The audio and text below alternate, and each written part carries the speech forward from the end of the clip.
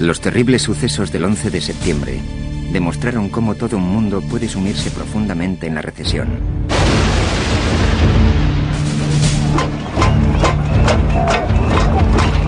El descalabro de la economía argentina ha despertado nuevos temores por los peligros de una economía globalizada.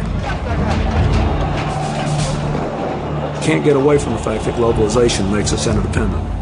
So it's not an option to shed it. So is it going to be on balance positive or negative? Esta es la historia del nacimiento de la nueva economía global. Durante buena parte del siglo XX, se culpó al mercantilismo de los males de la inflación, la recesión, la depresión y el desempleo generalizado. Por consiguiente, los gobiernos de todo el mundo tendieron a poner freno a las fuerzas de mercado y a tomar las riendas de su economía. Los pioneros en busca de un nuevo rumbo fueron Ronald Reagan en los Estados Unidos y Margaret Thatcher en el Reino Unido. En los años 80 los mercados se liberalizaron. Las industrias estatales se privatizaron. Fue el comienzo de una revolución mundial. A finales del siglo XX se produjo una revolución capitalista. La economía de mercado, el sistema capitalista, se convirtió en el único sistema posible en la mayor parte del planeta. El mundo cambió de opinión. En la Unión Soviética y sus satélites. En los emergentes mercados asiáticos. Y en las economías predominantemente estatalizadas de Latinoamérica, multitud de gobiernos de todos los continentes dejaron a un lado el dirigismo y abrazaron la economía de mercado. La revolución mercantilista nos ha llevado a una nueva economía global que entusiasma a unos y aterroriza a otros. Esta resolución resultó ser desgarradora. En este capítulo continúa la agonía de la reforma, segunda parte.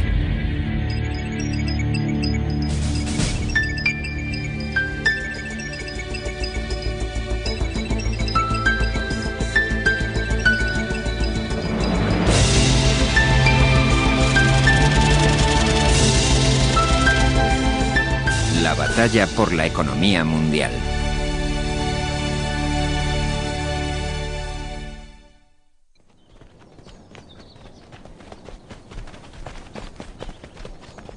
A sus 29 años, el economista Jeff Sachs se convirtió en uno de los profesores numerarios más jóvenes de la historia de Harvard. En 1985, algunos antiguos alumnos me escribieron preguntándome si estaría dispuesto a reunirme con un grupo de visitantes bolivianos.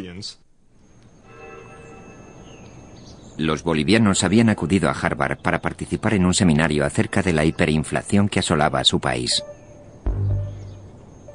Yo estaba absolutamente fascinado. Hice algunas observaciones. De repente alguien me espetó desde el fondo de la sala: si sabe lo que hay que hacer, véngase a La Paz.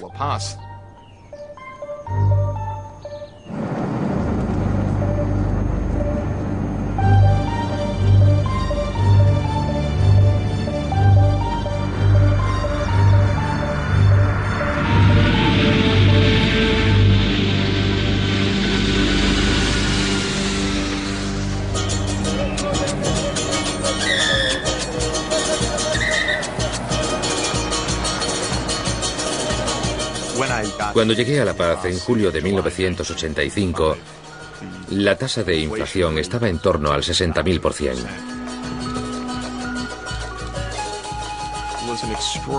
Se trataba de un fenómeno extraordinario y terrorífico.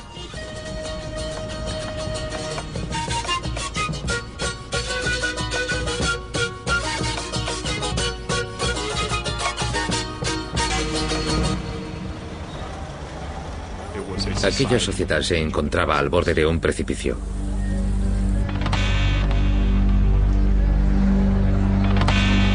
Los políticos bolivianos estaban paralizados. Aparentemente solo un hombre sabía qué hacer. Conocí a un hombre durante un cóctel en una sesión de trabajo vespertina. No lo conocía de nada. Me presenté.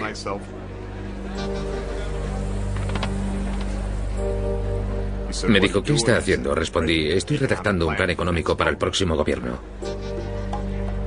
I said, I'm very, very pleased that you're studying this because we're going to beat these guys and you can come and work for us. So they all laughed. Me dijo, eso es muy interesante. ¿Qué tiene en mente? Le expuse algunas ideas sobre el modo de detener la hiperinflación.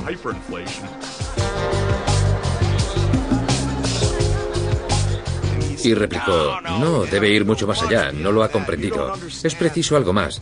Se está quedando en la superficie. Este país necesita una revisión general. Debemos salir del caos en que estamos inmersos. No estaba seguro de si me estaba provocando, si bromeaba, si estaba sobrio, si sabía lo que decía. Y resultó ser Goni, Gonzalo Sánchez de Losada. Un genio.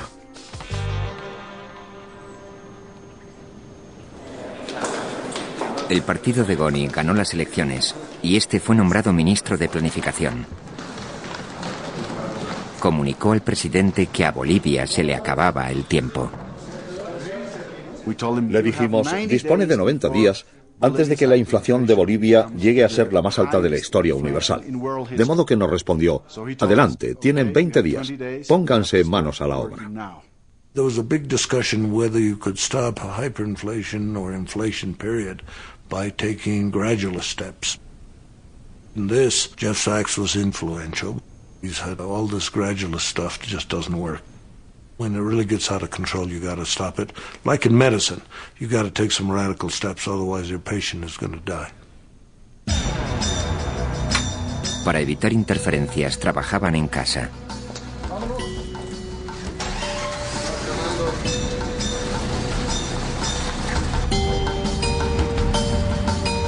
Cada pocos días, Goni informaba al presidente.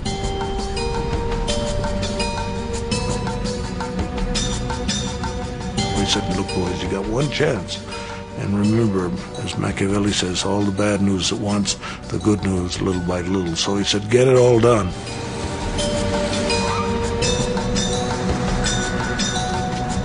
Shock therapy is get it over, get it done. Stop hyperinflation and then start rebuilding your economy so you achieve growth. En agosto de 1985, Goni hizo público su programa Terapia de Choque. Supuso una sorpresa para todo el mundo. Tenía credibilidad, causó sensación. La terapia de choque certificó la muerte de la teoría de la dependencia. Se cortó de raíz el gasto público, se abolió el control de precios, se eliminaron los aranceles sobre la importación, se cuadraron los presupuestos generales del Estado.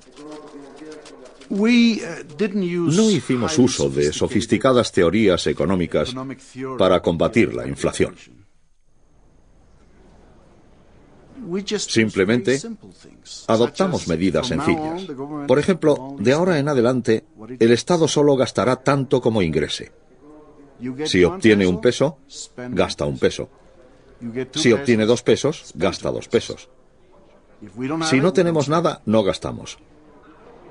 Nada de pedir prestado al Banco Central, de modo que éste no tenga que emitir moneda. La terapia de choque hizo dispararse el precio de los bienes y servicios esenciales, transporte, alimentos, combustible. Hasta entonces se tenía la creencia de que solamente bajo una dictadura militar, como la chilena, se podían adoptar medidas tan radicales sin desgarrar al país. Por más que Bolivia sea un país pequeño, tuvo una gran influencia en la puesta en marcha de la reforma económica en toda Latinoamérica. En Brasil, un profesor que de hecho predicaba la teoría de la dependencia, desarrolló un plan de reconversión económica muy similar a la terapia de choque. Argentina padecía una inflación del 20.000% y el nuevo presidente dijo, esta película ya la hemos visto. Es posible tomar medidas en pro del mercado bajo un gobierno democrático. Y aquí, en Argentina, lo demostramos. Por toda Latinoamérica, los gobiernos empezaron a prestar atención.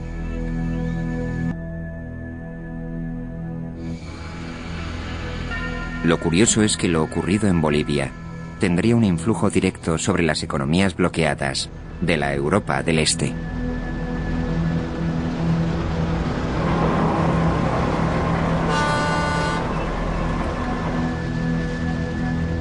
Se puso en contacto conmigo un funcionario del gobierno polaco que había observado las reformas económicas de Bolivia y después mi trabajo en Argentina y Brasil. Finalmente me pidió que fuese a Polonia para ayudar.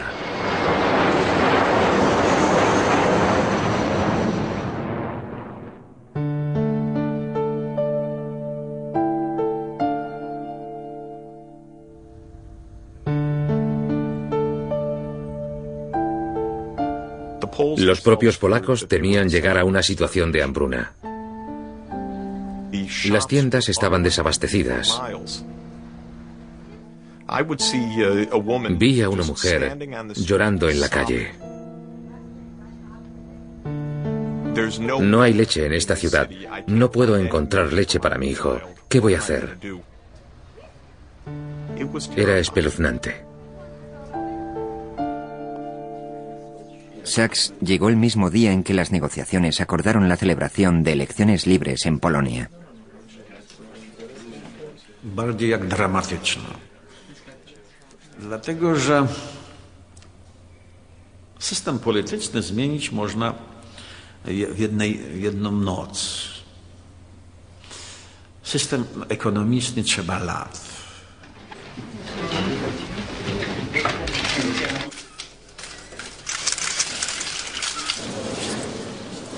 Cada vez que en Europa Oriental se desafiaba al poderío soviético, la respuesta era muy clara.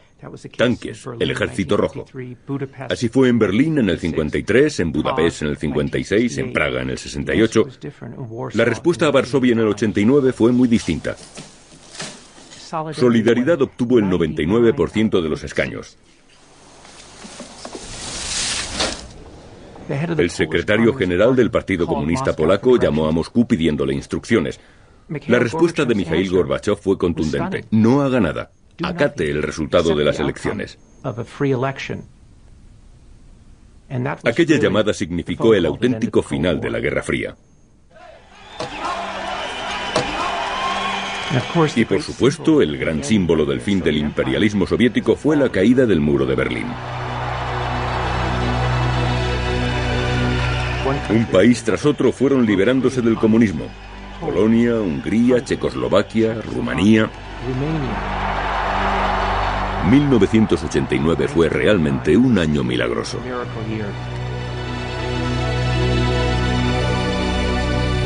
Polonia ya era libre.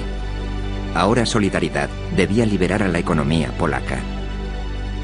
Una noche Sachs se reunió con el economista de Solidaridad, Jacek Kuron, en un apartamento de Varsovia. Trataba de explicarle cómo salir del caos heredado del sistema soviético.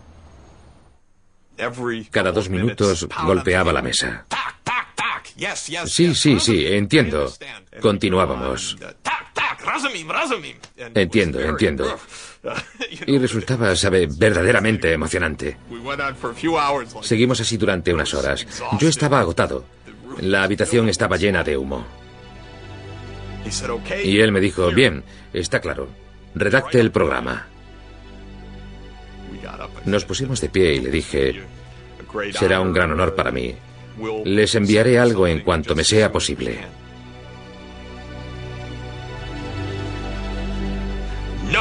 No, necesito el plan para mañana por la mañana. Me reí y repuso, hablo completamente en serio, necesito ese proyecto por escrito ahora mismo.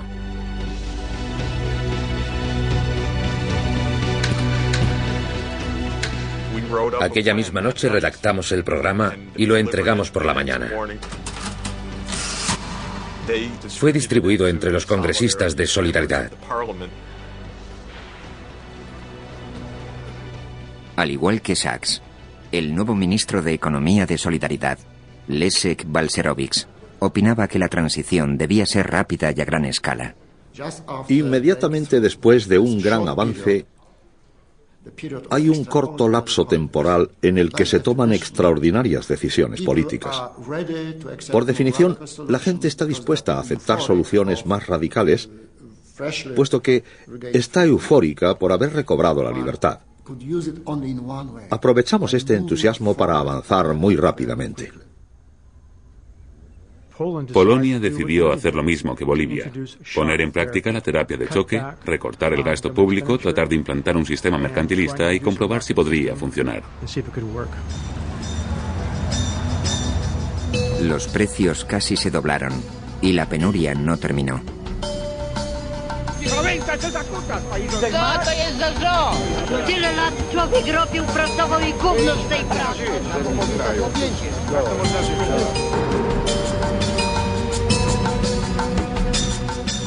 Balcerowicz no podía hacer más que morderse las uñas y confiar en que la ley de la oferta y la demanda se pusiera en marcha.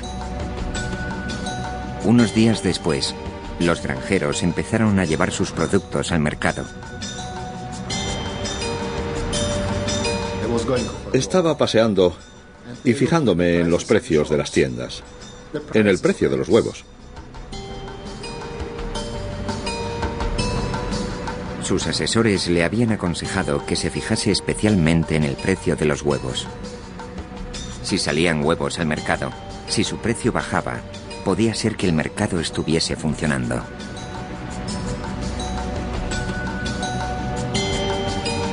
Los huevos salieron al mercado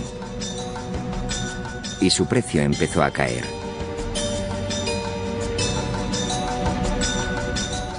Y recuerdo aquel día memorable en que el precio de los huevos bajó.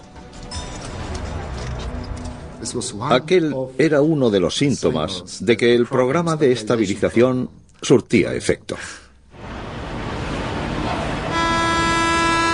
Sin embargo, el Estado que se pretendía reformar poseía industrias pesadas que constituirían un reto mucho mayor. Una vez que Polonia se vio libre, tuve que encarar el problema de las privatizaciones.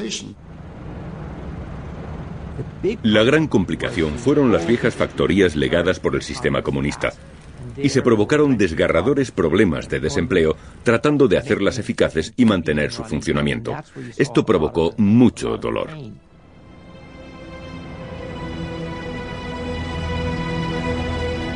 Tratar de rentabilizar o buscar la eficacia de las industrias estatales supuso para los trabajadores de la industria polaca un gran número de despidos. Pronto nos dimos cuenta de que el plan que se nos imponía desde el extranjero dañaba precisa y principalmente a los polacos que tanto habían contribuido a alcanzar la libertad política. Sin embargo, en el resto de los sectores el mercado prosperaba. Se abrieron decenas de miles de pequeñas empresas y la economía polaca empezó a despegar. You suddenly had thousands of people trading the same products in front of the state-owned shop, but at a much lower price. This is phenomenal because it shows enormously entrepreneurial drive of the Polish people. When you have your 5 minutes, take it. When the Polish people finally got that opportunity, they took the chance. They used the chance. Desde la embajada soviética en Varsovia, un observador enviado expresamente por Moscú seguía la reforma económica. La embajada soviética en Varsovia tenía la sensación de que todo esto suponía un desastre para ellos. Rehusaban enviar mis telegramas a Moscú. En ellos describía lo que estaba sucediendo y ellos estaban en completo desacuerdo. Yo apoyaba las reformas y ellos estaban en contra.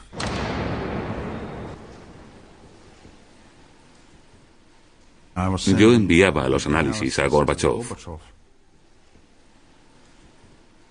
Balcerowicz hace lo que debe por Polonia, eso es lo que yo decía. Gorbachev pidió a Jablinski que elaborase un plan de transformación económica radical.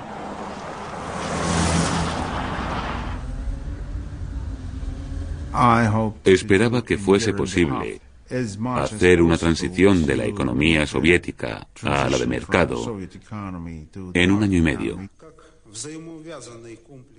Comprendía que debíamos darnos toda la prisa posible. No obstante, Gorbachov desestimó la terapia de choque. El programa de Явлинский se pudrió en su despacho.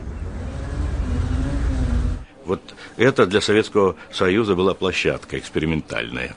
И в этом смысле то, что реформы там начались и как они проводились, это имело большое значение. Но поймите, что ни одна страна не может повторить чужую реформу. Gorbachov observa a Polonia, estudia el resto del mundo, tratando de hallar fórmulas útiles para la transición soviética. ¿Y qué lugar más lógico para fijarse que la China comunista, donde ya se tendía hacia el mercantilismo?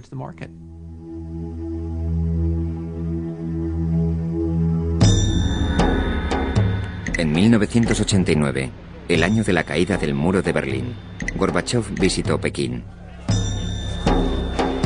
A su llegada, los disidentes se congregaban en la plaza de Tiananmen. También en China, el dominio comunista parecía incierto. Sin embargo, Gorbachov comprobó que la economía china se estaba transformando bajo el liderazgo de Deng Xiaoping.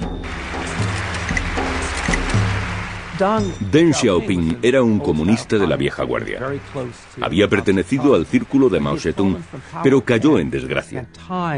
Y se pasó el tiempo que estuvo bajo arresto domiciliario paseando por el patio y pensando en qué había fallado. ¿Por qué el sueño comunista se había convertido en una pesadilla económica? Cuando regresó al poder se dijo: tengo dos opciones, distribuir la pobreza o bien distribuir la riqueza. Deng Xiaoping estaba impresionado por el éxito de las economías del sudeste asiático, en las cuales destacaban los chinos de ultramar. Tuvieron la suerte de que a la muerte de Mao, Deng Xiaoping inició la apertura de China. Hubo de enfrentarse a los conservadores, los comunistas ortodoxos, a quienes aterraba que esto significase el desmantelamiento del Estado socialista que habían forjado. Deng Xiaoping replicó: no os preocupéis, no vamos en pos del capitalismo, sino del socialismo con características chinas. Bajo el gobierno de Gorbachov se sostuvo un intenso debate sobre si la transición china hacia la economía de mercado era válida para Rusia. El KGB dijo: ¿por qué no imitamos a China? Conservar el control político al tiempo que iniciamos una cierta apertura.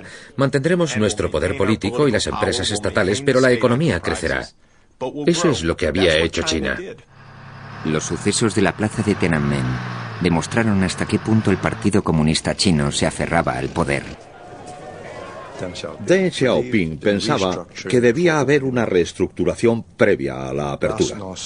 La glasnost, la transparencia, la libertad y demás tendrían que esperar.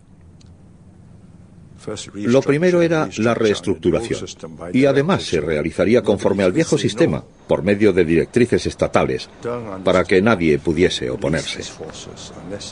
Deng comprendía que el sistema se vendría abajo si levantaba la mano sin imponer un control. Salvó al país de sufrir una implosión como la de la URSS. Mucha gente dice: ¿por qué Gorbachov no aplicó el sistema chino? Sin entender que es precisamente lo que intentó durante 4 años. No comprenden que la rusa era una economía urbana e industrializada en su 80%, a diferencia de China, cuya economía y población eran rurales en un 80%.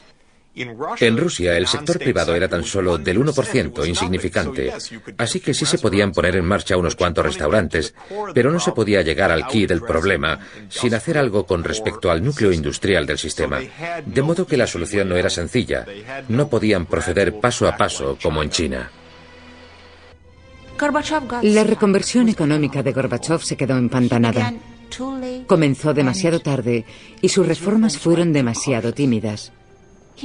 Jamás llegó a hacer nada con respecto a las bases de la economía planificada.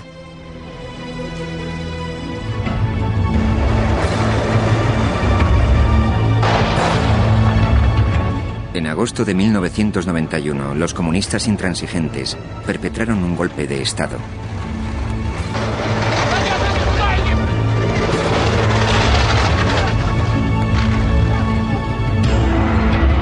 Boris Yeltsin se convirtió en el adalid de la resistencia democrática. El golpe fracasó. Gorbachov sobrevivió a la conjura, pero su prestigio quedó menoscabado. La Unión Soviética tenía los días contados. A finales de diciembre de 1991, Mikhail Gorbachov compareció en la televisión soviética. Comunicó a los telespectadores que la Unión Soviética dejaría de existir legalmente en solo unos días. Tras 7 décadas, la URSS se había extinguido, había muerto, se había desvanecido.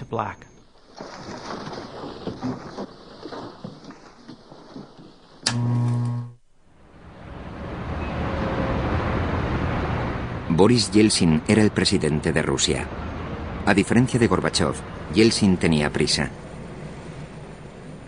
Escogió al joven reformista Yegor Gaidar para guiar a Rusia hacia la economía de libre mercado.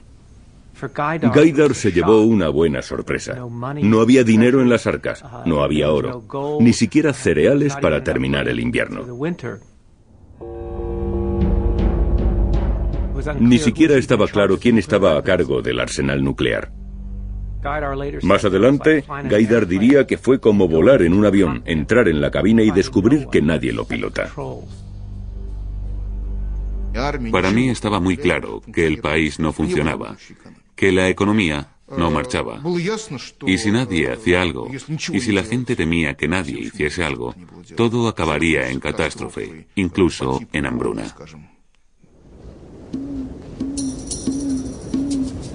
Las reformas a medio concluir de Gorbachov habían hecho caer en picado la economía. Escaseaban todos los productos de primera necesidad.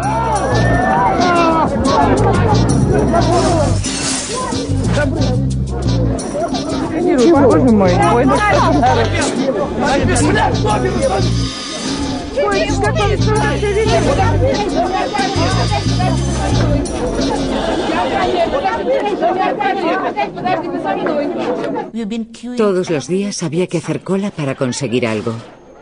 Azúcar, cerillas, sal. La situación era desesperada. La coyuntura económica era absolutamente desastrosa. La inflación subía en un 20% mensualmente. Las tiendas estaban desabastecidas. Los precios se disparaban. La vida cotidiana era una lucha por la supervivencia. Gaidar debía darse prisa. Gaidar ahora estaba al frente de la economía rusa y solo tenía 35 años. Reunió un equipo de jóvenes reformadores, entre ellos el disidente de 36 años, Anatoly Chubais. Los comunistas de la línea dura los llamaban los chiquillos de los calzoncillos rosa. Jeffrey Sachs, de 36 años, fue requerido como asesor de la reforma económica. Por supuesto, tenía la experiencia polaca en mente, pero el caso de Rusia resultó ser muy distinto. La Duma, el Parlamento, estaba controlada por los comunistas y otros partidos contrarios a la reforma. Gaidar recibió notables ataques políticos desde el primer momento. 7 días después del comienzo de la reestructuración, la presidencia de la Duma exigía la dimisión del gobierno en pleno, por ejemplo.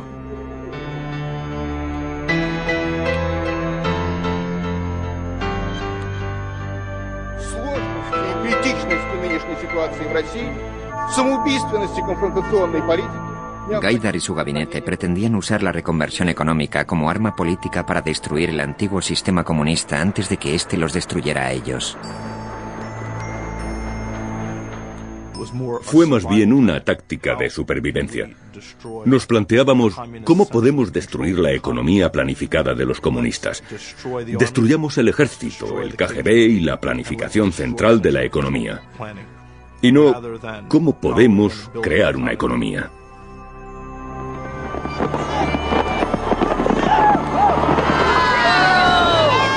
Nochevieja de 1991. A la mañana siguiente, se liberalizarían los precios. La reforma de Gaidar afectaría directamente al hombre y la mujer de la calle. Significaría, asimismo, el fin de todo lo que defendían los comunistas. La siguiente acción de Gaidar fue abolir la ley que consideraba un acto criminal la iniciativa privada. Gaidar pensaba que un mercado realmente libre pondría fin a la escasez. No tuvo que esperar mucho para comprobarlo. Iba en el coche hacia mi oficina de la Plaza Vieja. Y al pasar por Deximir, la tienda infantil, vi una gran multitud. Envié a mis ayudantes para que se enterasen de lo que ocurría.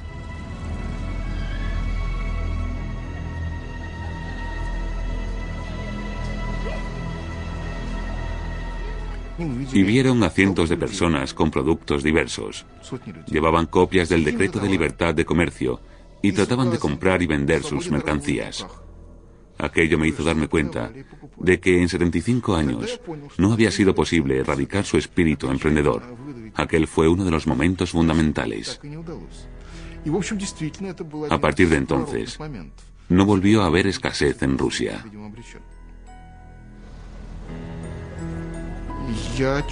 Tuve la sensación de que íbamos por el buen camino y de que las fuerzas de mercado funcionaban, incluso en una economía tan torturada.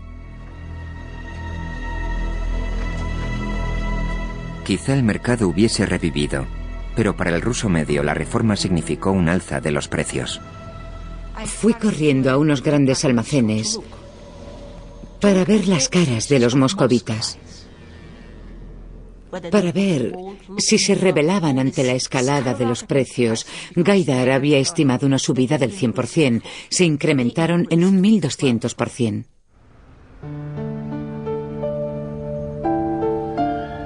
Los precios siguieron subiendo.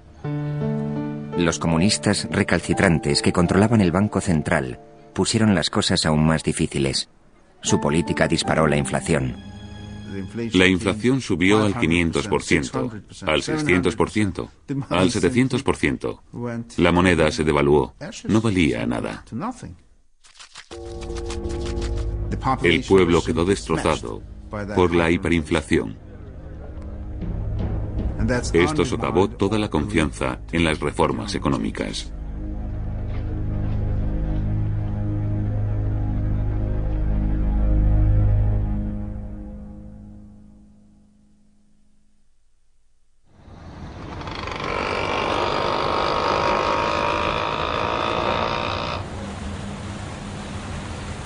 El colapso de la Unión Soviética se hizo sentir en todo el mundo. Para la India, significó la destrucción de su modelo económico. El ideal de la planificación central se hizo añicos. Aquello hizo evidente que la economía dirigida no era tan estable como pensábamos.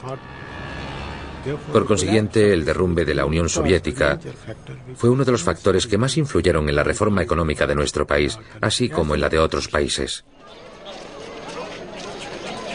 Planificada por los burócratas y aislada del comercio internacional, la economía hindú estaba estancada, era ineficaz y estaba endeudada. En 1991, la India se enfrentó cara a cara con la bancarrota. Nos estábamos endeudando enormemente. Tuvimos que hipotecar nuestras reservas de oro. La tasa de crecimiento había llegado prácticamente a cero. Todo esto unido a nuestra enorme crisis. En mitad de la recesión, el economista Manmohan Singh recibió una llamada urgente del nuevo primer ministro. Lo nombraban ministro de Economía. Le dije que estábamos al borde del colapso. Nuestra reserva de divisas, cuando la inspeccioné, era de apenas $1.000 millones, el equivalente a las importaciones de 2 semanas. El planteamiento era sencillo. Estábamos sumidos en una crisis sin precedentes. Había llegado el momento de hacer proyectos a gran escala. Provocando la repulsa de su propio partido, el primer ministro dio vía libre a la reforma mercantilista. Las bases del partido estaban sencillamente desconcertadas. Se resistían a las transformaciones que propugnábamos. Sin embargo, les hicimos comprender la dura realidad. A no ser que se efectuasen los cambios, la economía quebraría. El imperio de los permisos desapareció. Se redujo el control estatal. Se recortaron los subsidios públicos. Se rebajaron los aranceles y las trabas para el comercio exterior. Y se eliminaron las ordenanzas reguladoras. Descargamos al pueblo hindú del peso del Estado, especialmente a los empresarios. Estimulamos la competencia para dar rienda suelta a los espíritus innovadores que siempre ha habido en la India. La economía dio un vuelco mucho mayor y mucho antes de lo que esperaba. La industria hindú experimentó un gran auge. Se creó una cantidad de puestos de trabajo sin precedentes. Fuimos capaces de controlar la inflación y la economía crecía a una media del 7% anual, de modo que nuestros detractores tuvieron que callar.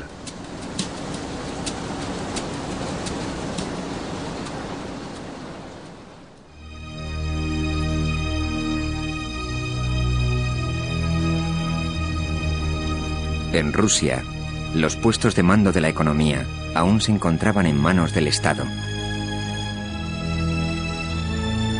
Los jóvenes reformistas tomaron la idealista medida de democratizar las industrias estatales, sencillamente regalándolas. Al frente de este programa de privatización estaba Anatoly Chubais.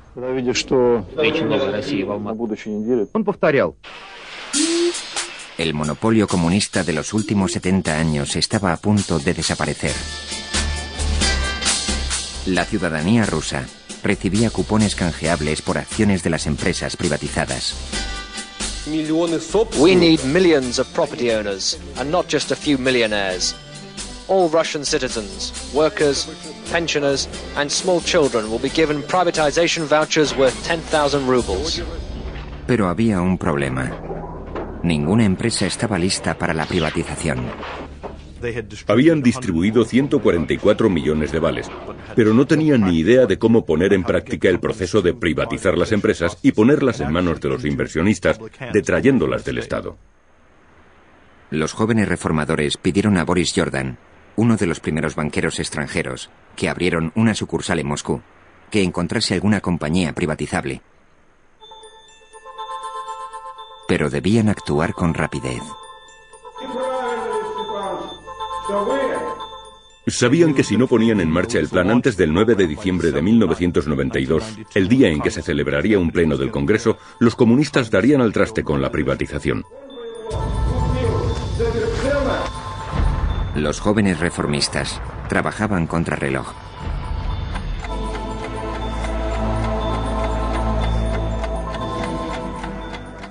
Resultó muy difícil. Sin privatización no habría economía de mercado. Restringieron los límites de la búsqueda a las empresas cercanas a Moscú. No era precisamente lo que Lenin habría llamado los puestos de mando, pero la fábrica de galletas bolchevique elaboraba los dulces de mayor consumo en Rusia. Tuvimos que, yo no diría sobornarlos, tuvimos que incentivarlos. Entregamos a los administradores y a los trabajadores el 50% de las acciones de sus fábricas. El resto de las participaciones se vendería en los mercados públicos por medio de los vales. La primera subasta pública oficial de una compañía estatal rusa se celebró el 8 de diciembre de 1992.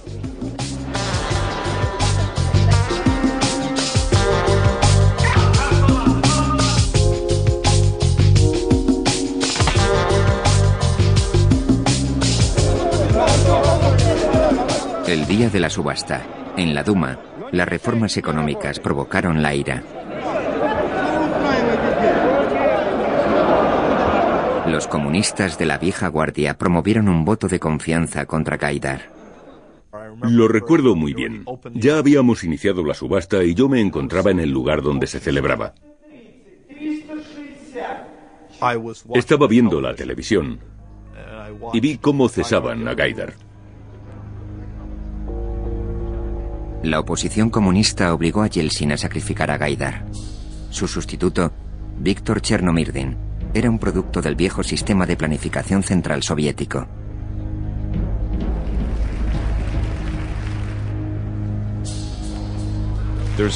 No cabe duda alguna de que tras el cese de Gaidar a finales de 1992, el nivel de corrupción creció tremendamente. Las compañías públicas se liquidaron y el comercio de vales condujo a una incipiente bolsa. La economía de mercado empezaba a arraigar. No obstante, sus orígenes fueron inciertos. En Moscú, la especulación era galopante. Algunos empezaron a llamar a Rusia el salvaje este.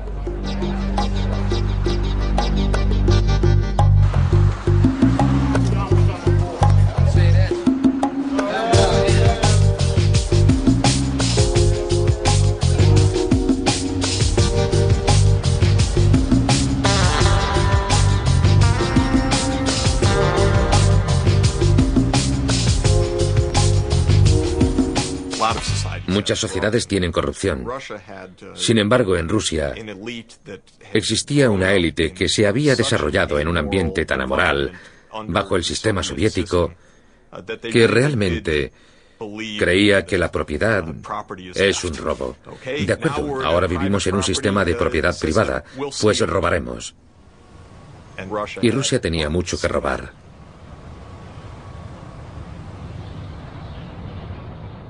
Había petróleo, gas, níquel, cromo, diamantes, oro.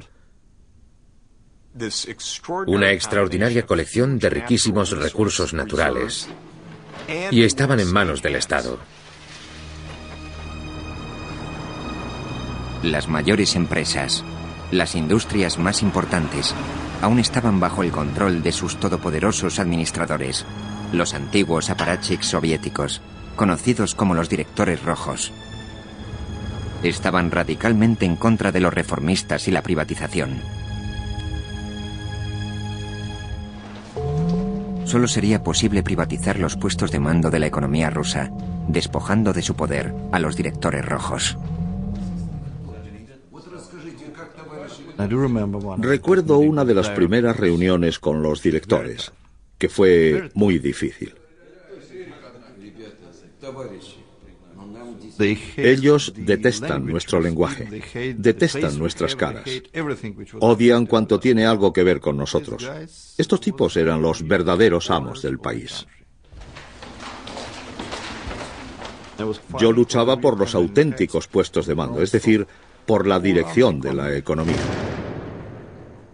¿Quién dirige la economía? ¿El mercado o los directores soviéticos?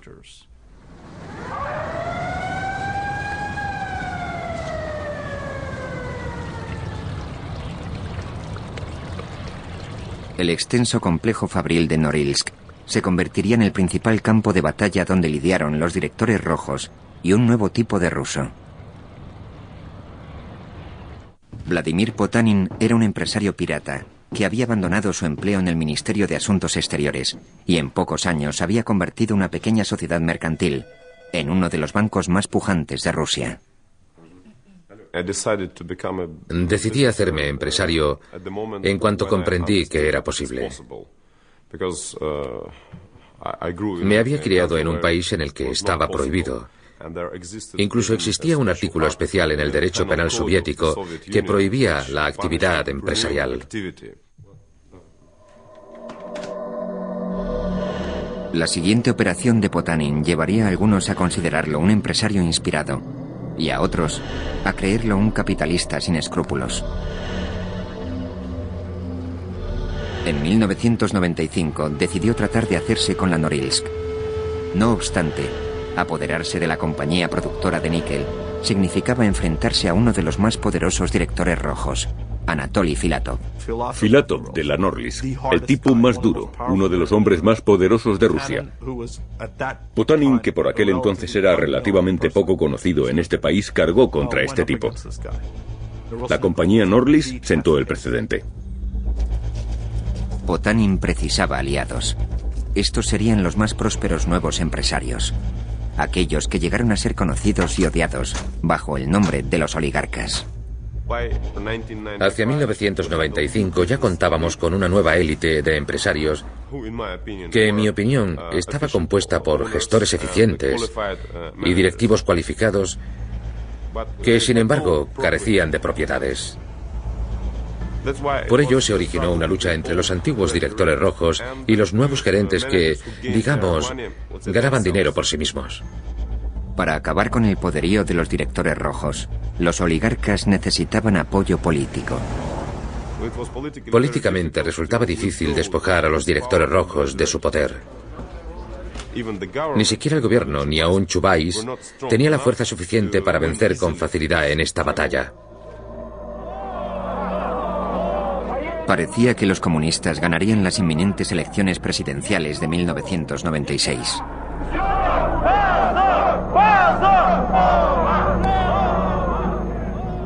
Yeltsin y los reformistas debían encontrar un medio para detenerlos. A comienzos de 1996, Yeltsin solo obtenía el 5% del apoyo popular en las encuestas. Estaba claro que precisaba la asistencia económica, los recursos financieros de los ricos, de los oligarcas.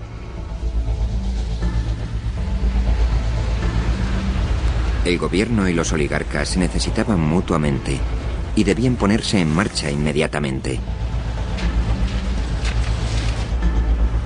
El gobierno temía el retorno de los comunistas, los oligarcas perder sus fortunas.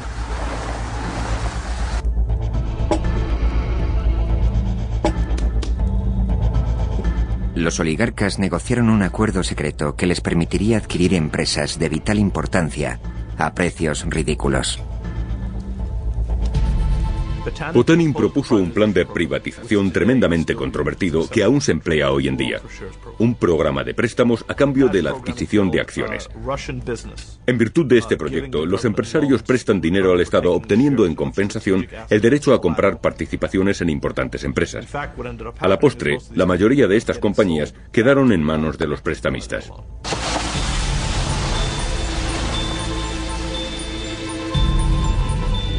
El dinero de los oligarcas financiaría la campaña presidencial de Yeltsin. En contrapartida, estos reclamaban los puestos de mando.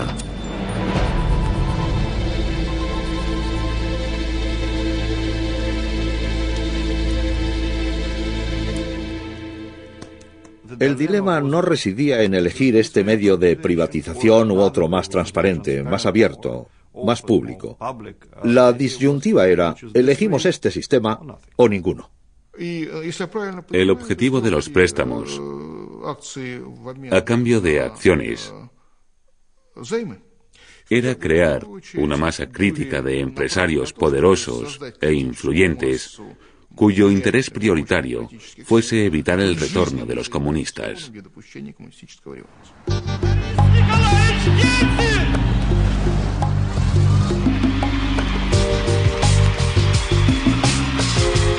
Por medio de sus medios de comunicación y sus riquezas, los oligarcas respaldaron la campaña de reelección de Yeltsin.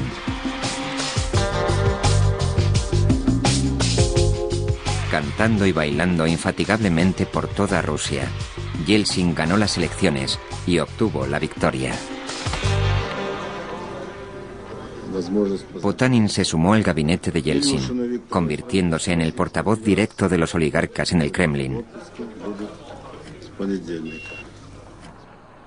Potanin había obtenido la compañía Norilsk y con ella un tercio del níquel mundial.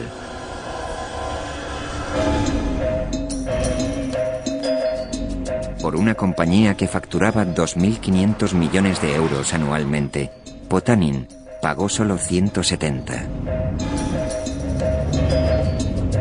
Me inundó una gran sensación de victoria.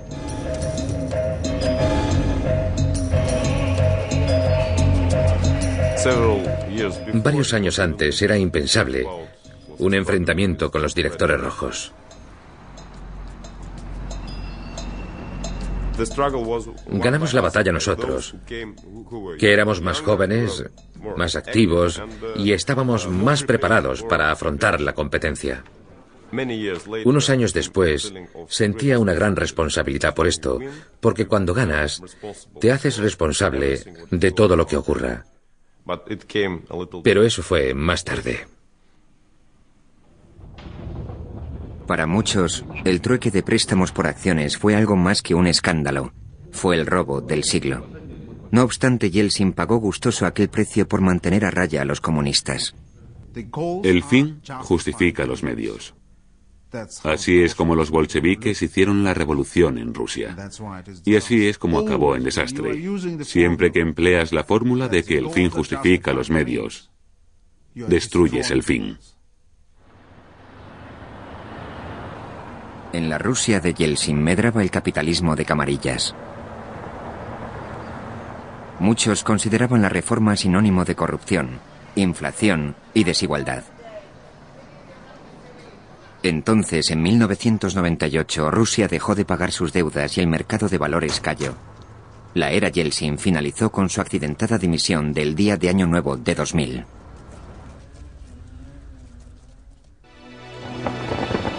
A comienzos del nuevo milenio finalizaba una década de transformaciones radicales.